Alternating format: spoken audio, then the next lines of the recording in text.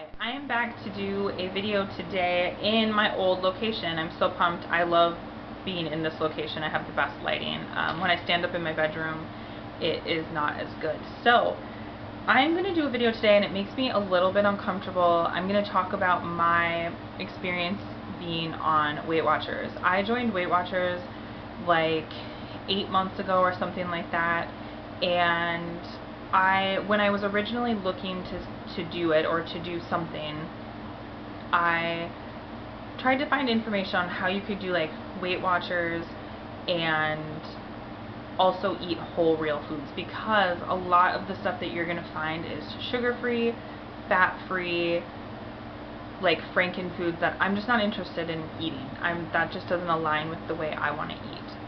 And I also wanted to talk about my experiences, because I honestly, there's a ton of videos and a ton of information out there, but I felt like I couldn't find someone like me. So I'm hoping that if someone watches this and gets a little bit of information or a little bit of help out of this, then hopefully, like, that's really like my biggest aim. So my first tip, and this is what I did, was just to, before you start and really jump in whole hog, you want to figure out the program, and you want to figure out any program that you're going to do and if it will work for you, because so many people jump into programs and they fail because it doesn't work for them. It doesn't work for their body, it doesn't work for their lifestyle, whatever it is. So you want to really inform yourself. The reason I picked Weight Watchers is because they have, most vegetables and fruits are 0 points. Weight Watchers is on a point system. I think if you're watching this video, you probably know that. And fruits and vegetables are 0 points. Some vegetables are not. And that made me feel so comfortable, because that's the way I like to cook, is just like throwing a bunch of random stuff together. I typically don't, that's like a typical meal, is like stir fry for me with like a bunch of random stuff in it. And I didn't want to sit there. I actually get so overwhelmed when I use something like MyFitnessPal and a calorie counter.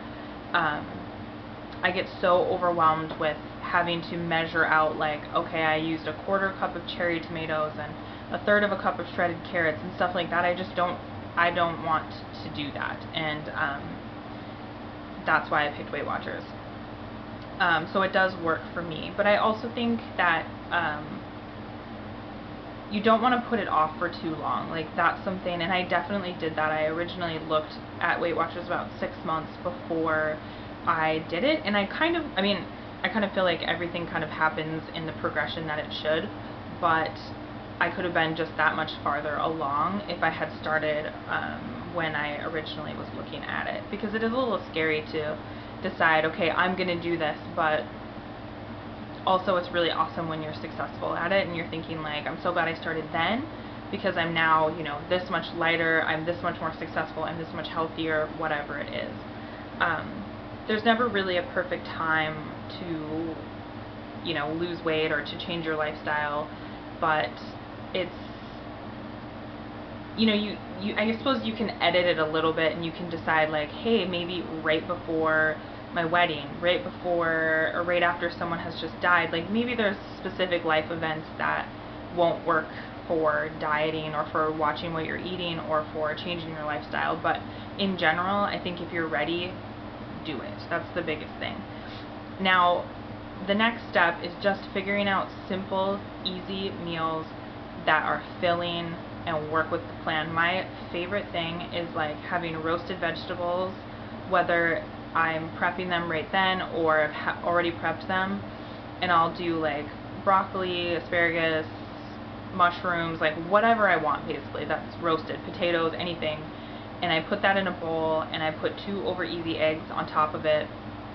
That meal, depending on what you put in it, is low point, super filling, high in protein, and it's just, that for me is perfect. So finding out those really easy basic meals will make you more successful. And piggybacking on that, you also want to figure out easy, quick snacks. I brought a few things that I kind of rely on, just because I like having the visual of things. So one of my favorite snacks to have that I literally just like always throw in my backpack or my purse is Jerky.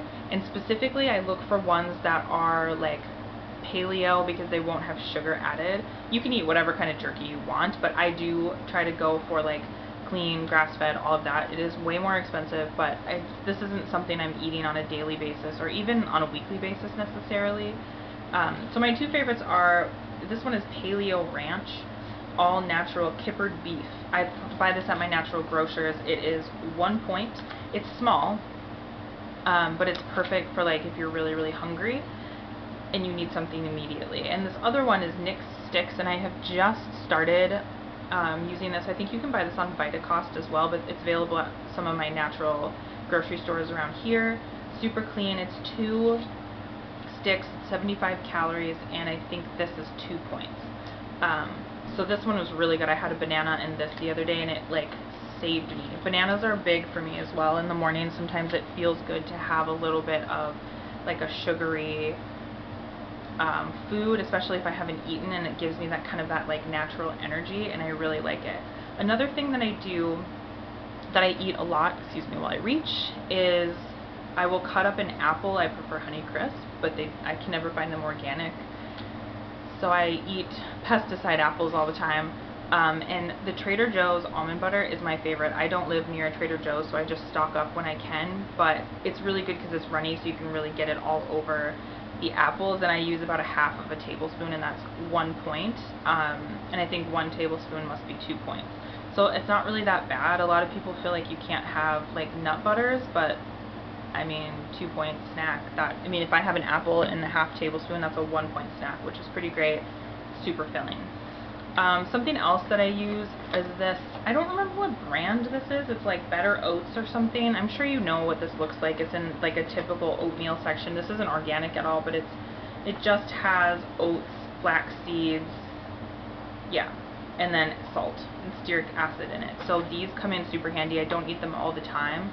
I believe these have, a packet has like 4 points, and oftentimes I will mix up, like I'll put an egg on it, or I'll mix up like egg whites, and depending on how many egg whites you have, you'll either have, my cat just is like kicking everything, it'll be like 0 to 1 point, so it's like a 5 point either meal or snack. If I'm really starving and I need something to eat, that's a really good one to have. I recently found this Lanolite chicken bone broth, like K-cups. I found them at TJ Maxx. I think they sell on Amazon for about $20, which is expensive. I found them for $12.99, which is also still expensive, but again, this is something I don't have every day, but super, super handy. If you are hungry and you need something in your belly, you know, you just pop one of these into your Keurig and it's helpful. And the chicken one actually is 0 points according to the Weight Watchers app, and the beef one is 1 point. So again, super low points. My one thing that has been hard for me is I found these like low carb pita breads. It's Joseph's. You will see this a lot if you look at anything with Weight Watchers, like social media. People talk about these a lot because one of these, like this is a normal size pita, is 1 point, so it's quite low points, whereas a normal one is typically like, I think like 3 points. This is super awesome. It is not good ingredients, but I use these for like when I make like vegan tacos. I'll use these for the shell instead. I put like turkey burgers on them. I'll have them as like a sandwich, whatever.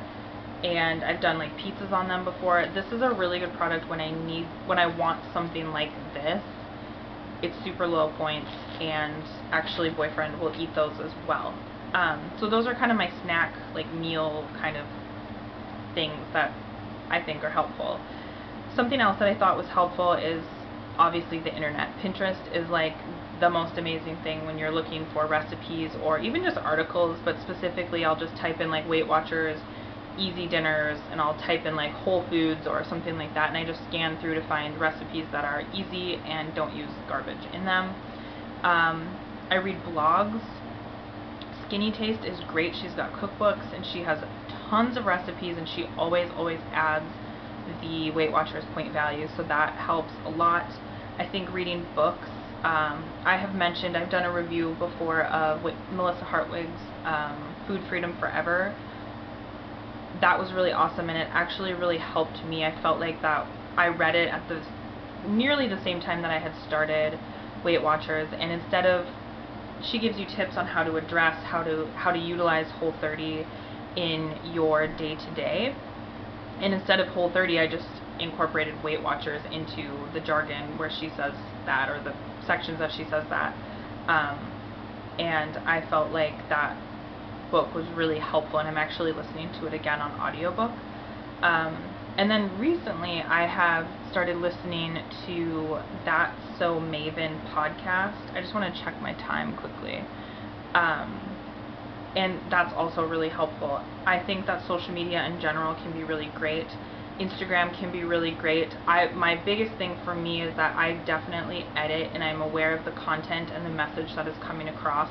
Anytime there's any sort of like compulsive message or binging message, or just something of like body hatred, because like I hate myself so much because I'm not skinny, or because I'm not whatever it is, I will delete or unfollow people, just because I feel like I don't need that negative message going into my head constantly, or unhealthy things. When people talk about like intermittent fasting, I'm not interested in that. When people talk about dieting and I'm only eating 500 calories a day, anything like that, I don't need that in my life, so I'm deleting that. One thing, like I mentioned, that Food Freedom Forever book, the thing that helped me a lot in there was how to talk to other people about it, how to address when people are maybe not that respectful of it. I've had coworkers be like, oh come on, just have this, oh come on, just have that, and it's just kind of like, screw you. Like, I just want to eat what I want to eat and just leave me alone kind of thing. And that helped me really address it and be aware of things like not sounding too, you don't want to be like, I'm on a diet, I'm watching what I'm eating, I'm whatever. I keep saying diet, but I don't really feel like I'm on a diet, so I want to clarify that. But you don't want to seem like snooty, or like you think you're better than somebody because you're watching what you're eating and maybe they're not. So she definitely gives tips on that as well. And my biggest thing, and I feel like sometimes I'm just getting to this now, is like really just making a larger connection with what you're doing. So if I think I really want pizza tonight, but I also really want to just like stay working on my goals, sometimes that feels annoying. But knowing that like I'm not depriving myself of anything if I don't eat pizza for dinner, if I don't eat junk food or whatever it is, I'm not depriving myself. I'm literally just like nourishing my body with other things, and healthy things, organic things, vegetables, fruits, whole, real foods. And sometimes that's hard to remember, but I think that that is one of the biggest things that helps me. It's like visually I imagine like when I'm eating this bowl that has squash and cauliflower rice and brown rice and tofu or chicken or whatever it is, that is like helping my body function better. So when I don't get enough sleep, or when I'm not feeling that well, it's just going to give you that one more leg up, and it's really awesome, and you're going to start to lose weight as well. One thing that I have to work on a little bit is just putting myself first. So sometimes I will feel bad if I'm making a dinner and boyfriend doesn't want to eat it. Sometimes I have to just be like, sorry, like I just want to eat this, and you can do whatever you want. And sometimes you feel bad because you want to be like that kind, loving partner, and I would imagine that someone who has kids or a husband or whatever, or a wife, or whatever your situation is, that would be hard. But putting yourself first, or first-ish, will help you a lot, and it will keep you on your goals. My last thing I wanted to mention, I'm getting really close to, dang, this is my longest video. The last thing I wanted to mention is that I didn't get a scale for months. I weighed myself at work because I had that opportunity. I will say that I think a scale is a great tool to manage things, but I also think that if you feel like you're going to be obsessive, maybe don't get a scale, because it doesn't actually matter how much you weigh. You want to be just making good choices for yourself. So I feel like this was like a tish rushed, but I wanted to get a lot of information out. I'm going to put a bunch of stuff in the down bar, different people I follow, and some maybe basic like books, foods, stuff like that. So I'm going to put that all down there. Thank you so much for watching if you did. I feel super self-conscious about making this video, but I am excited about it as well. So I will talk to you later. Thanks again. Bye.